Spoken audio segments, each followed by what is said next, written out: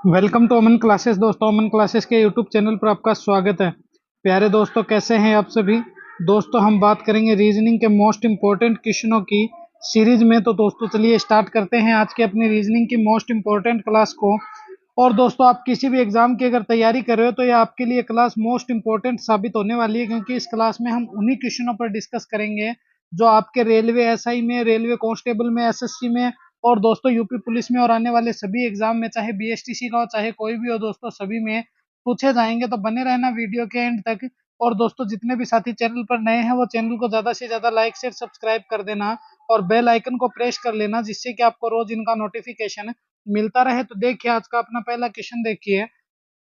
167 अनुपात 43 हो गया, समानुपात 245 हो गया। आगे क्या आएगा वो हमें बताना है।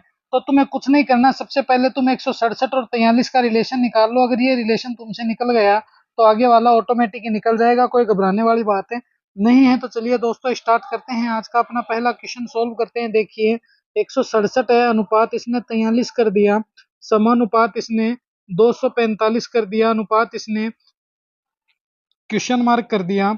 तो देखिए क्या होगा, तो जरा समझिएगा। 167 से कितने माइनस करें कि 43 आ जाए।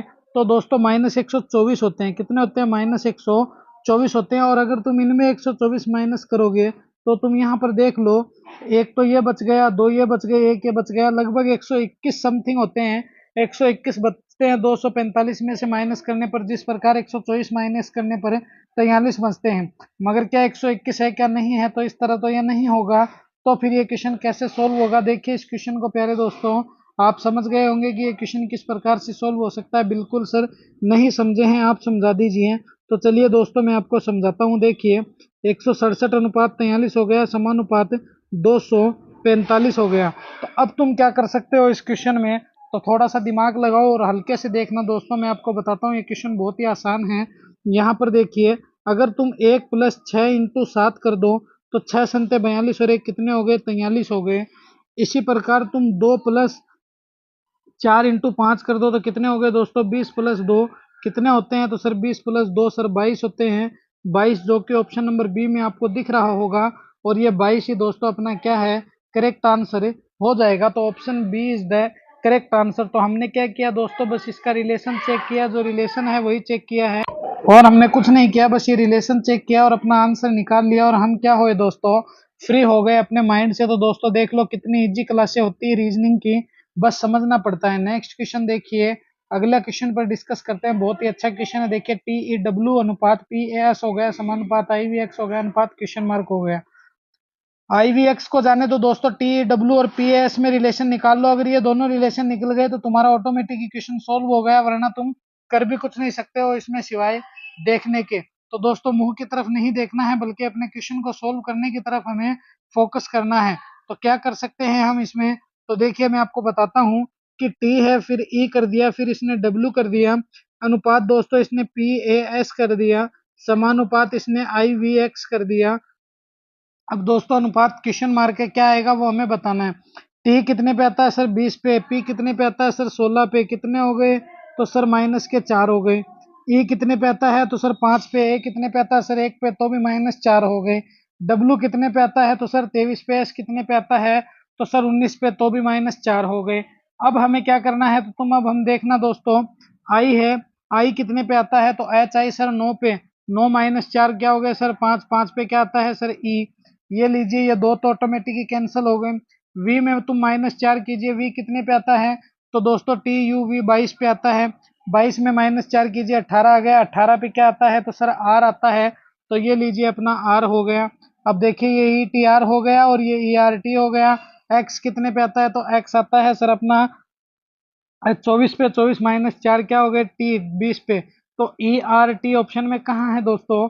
सर ERT तो मेरे को ऑप्शन सी में दिख गया, जो हमने सोल्व कर दिया है। तो ये ERT ही दोस्तों क्या हो जाएगा? अपना करेक्ट आंसर हो जाएगा। तो ERT is the correct answer. तो बस करना कुछ नहीं है दोस्तों, हमें हमारे आंसर से मतलब है। सिंपल से क्वेश्चन होते हैं, बस आंसर निकालना पड़ता है, जो हमारा निकल जाए तो हम फ्री माइंड हो जाते हैं। नेक्स्ट क्वेश्चन देखिए, ये रहा हमारा अगला क्वेश्चन। बहुत ही अच्छा और शानदार क्वेश्चन है दोस्तों। राजीव गांधी हवाई अड्डा अनुपात हैदराबाद कर दिया, इंदिरा गांधी हवाई अड्डा अनुपात क्वेश्चन मार्क कर दिया, मुंबई, दिल्ली, कोलकाता, बेंगलुरु कहाँ आएगा वो हमें बताना है। तो ये तो तुम समझ गए होंगे कि राजीव गांधी हवाई अड्डा को हैदराबाद कैसे किया। तो दोस्तों हैदराबाद में क्या है, तो सर हैदराबाद में राजीव गांधी हवाई अड्डा है।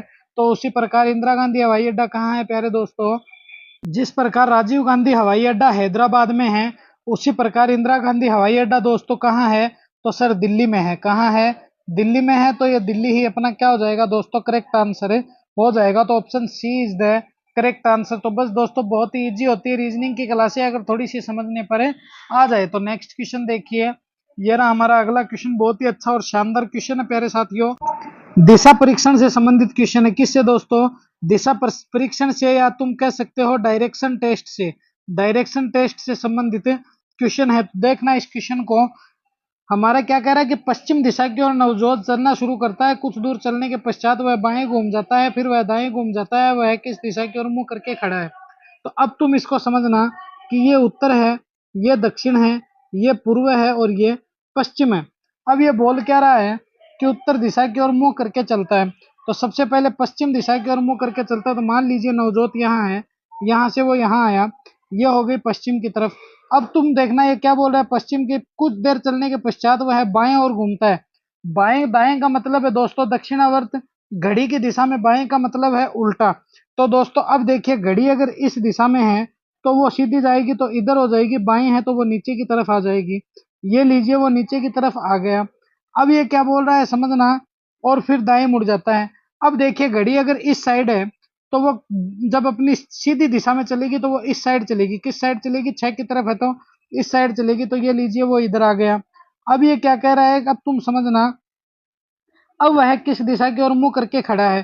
तो ये दिशा इसकी ये रही, किस दिशा की ओर है दोस्तों, पश्चिम दिशा की ओर। किस दिशा की ओर है, पश्चिम दिशा की ओर है। यहाँ से जर्नी शुरू की, फिर नीचे आया, फिर यहाँ आया, और ये पश्चिम दिशा की ओर है। और पश्चिम कहाँ है, तो सर ऑप्शन सी में है। तो ये सी ही अपना क्या हो जाएगा दोस्तों, करेक्ट आंसर हो जाएगा। तो option C is the correct answer. और हमें करना क्या है, हमें तो सिर्फ और सिर्फ अपने आंसर से ही तो मतलब है। तो जब भी दोस्तों ध्यान रखना कि दाएं और बाएं की कह दे, तो दाएं का मतलब सीधा समझ लेना घड़ी की दिशा में, बाएं का मतलब घड़ी की उल्टी दिशा में, और कुछ नहीं है। बस इतना सा इसमें फंडामेंटल है।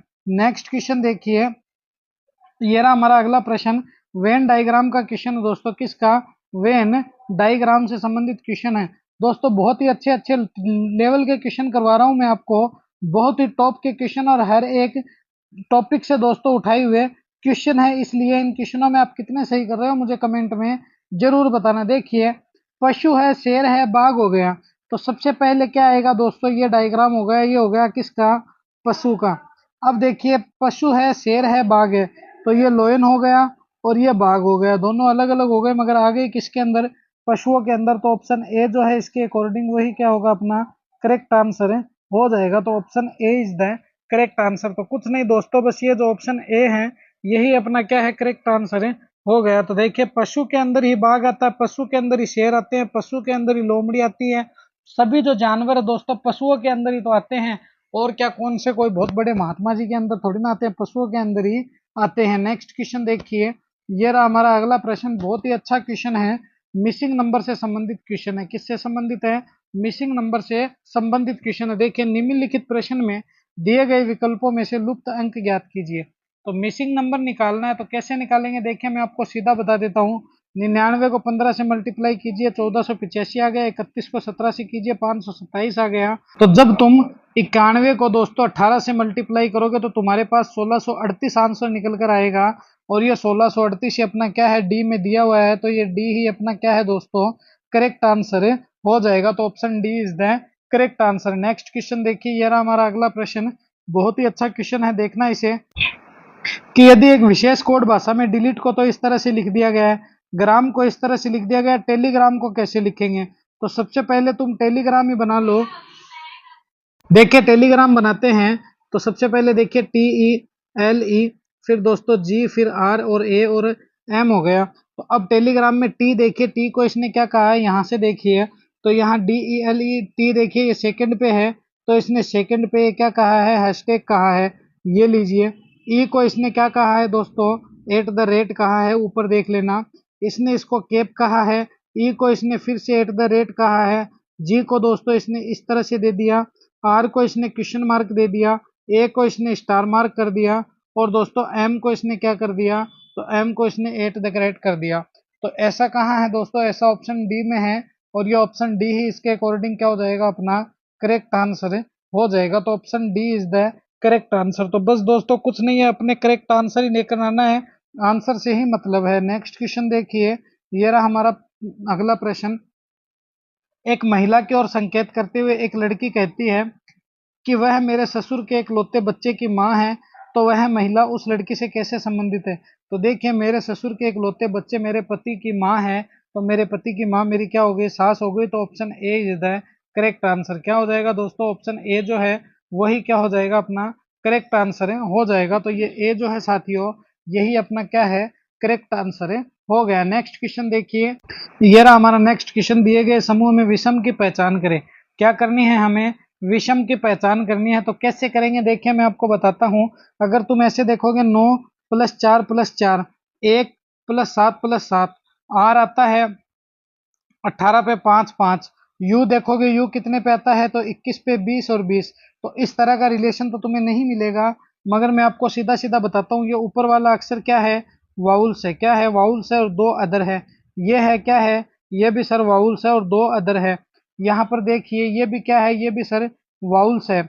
मगर तुम जब आर को देखोगे तो आर क्या है, वाउल्स नहीं है, वाउल्स नहीं है, ये क्रॉस है, बल्कि ई वाउल्स है। तो अंग्रेजी वर्णमाला में 5 वाउल होते हैं, स्वर होते हैं ए, फिर दोस्तों ई, फिर आई, ओ, यू। ये 5 दोस्तों स्वर होते हैं जिन्हें वाउल्स कहते हैं, ये अंग्रेजी वर्णमाला में होते हैं। जबकि इन सभी की शुरुआत वाउल से हुई है, जबकि आर डबल ई की शुरुआत वाउल से नहीं हुई है।